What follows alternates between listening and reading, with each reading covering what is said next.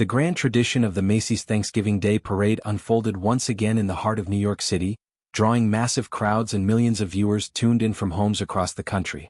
This yearly extravaganza, now in its 99th iteration, is a cornerstone of American holiday celebrations, blending festive floats, oversized balloons, marching bands, and star-studded performances into a whirlwind of joy and spectacle.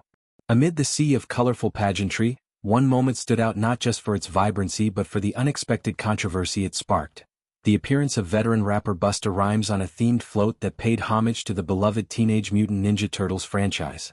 Picture the scene: a sprawling float titled World of the Teenage Mutant Ninja Turtles Chocolate Factory, a collaborative creation from Nickelodeon and Paramount, rolling steadily down the iconic parade route lined with cheering spectators bundled against the crisp November chill. The float itself was a feast for the eyes, adorned with vibrant graffiti murals that evoked the gritty urban energy of the Turtles' world, interspersed with enormous, cartoonish slices of pizza dangling like oversized holiday ornaments. These elements captured the essence of the franchise's playful rebellion, sewer-dwelling heroes battling villains while indulging in their signature cheesy obsession. As the float progressed, it became the undeniable highlight of the procession, transforming a simple parade segment into an impromptu concert stage. At the forefront of this rolling extravaganza was Busta Rhymes, the Brooklyn-born hip-hop legend whose career spans over 3 decades and includes a staggering 12 Grammy nominations. Born Trevor Tahiam Smith Jr., Busta has long been celebrated for his explosive delivery, rapid-fire rhymes, and larger-than-life stage presence that could electrify any venue.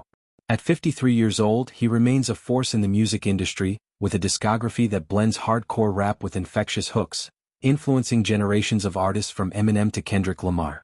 His appearance here wasn't just a nostalgic nod to 90s rap culture. It was a bold fusion of hip-hop swagger and family-friendly fun, perfectly aligned with the parade's inclusive spirit.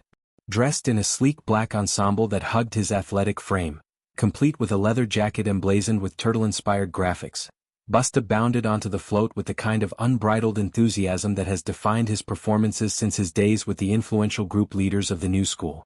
Flanked by life-sized animatronic versions of Leonardo, Michelangelo, Donatello, and Raphael, he launched into a medley of his classic hits, starting with the blistering pace of Break Ya Neck. The song's relentless rhythm, known for its tongue-twisting lyrics delivered at breakneck speed, seemed tailor-made for the parade's high-octane vibe. Busta moved with precision, shadowboxing the air and hyping up the crowd with exaggerated gestures that had families on the sidelines jumping in unison. The Ninja Turtles, rendered in hyper-realistic detail with their signature weapons and bandanas fluttering in the breeze, added an extra layer of whimsy. Michelangelo, ever the party dude, spun his nunchucks in sync with Busta's beats, while Raphael struck tough guy poses that mirrored the rapper's intense flow. It was a crossover dream come true, bridging the gap between Saturday morning cartoons and platinum-selling albums. As the float navigated Herald Square, the energy was palpable. Children waved foam fingers shaped like pizza slices, adults reminisced about their own childhood viewings of the Turtles battling Shredder, and the collective roar of the audience drowned out the distant honks of city traffic. Yet, beneath this surface-level triumph, a subtle undercurrent of scrutiny began to ripple through the viewing public. As Busta powered through the verse, his mouth movements appeared slightly out of sync with the booming audio blasting from the float's speakers. On close inspection, especially for those watching the live broadcast in high definition, it was evident that the rapper's lips weren't always aligning perfectly with the words. During one particularly frantic section, where the lyrics accelerated to a dizzying clip, Busta's handheld microphone dipped away from his mouth just as a key line dropped, fueling suspicions that this wasn't a fully live rendition. The performance, while visually captivating, seemed to rely on pre-recorded vocals, a common practice in large-scale outdoor events where wind, crowd noise, and float mechanics can sabotage even the most seasoned vocalists. Word of this perceived discrepancy spread like wildfire across social media platforms, where parade enthusiasts dissected every frame of footage with the fervor of amateur sleuths. One viewer captured the moment in a viral clip, captioning it with a mix of amusement and disbelief.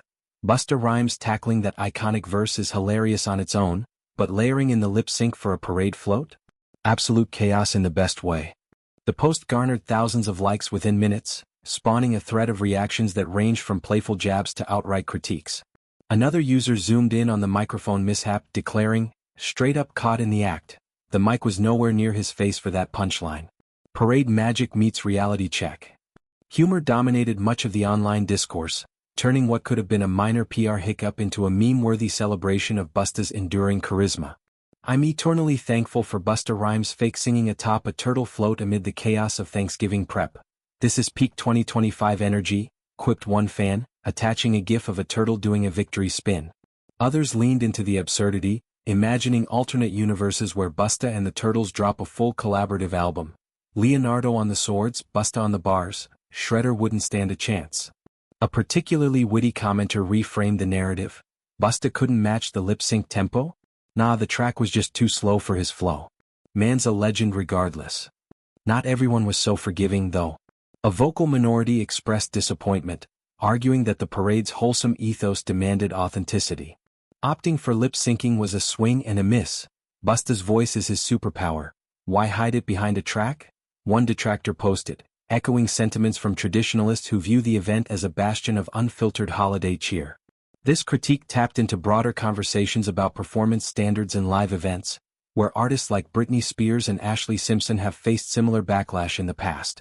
Yet even these naysayers acknowledged Busta's irreplaceable energy, with one conceding, flaw.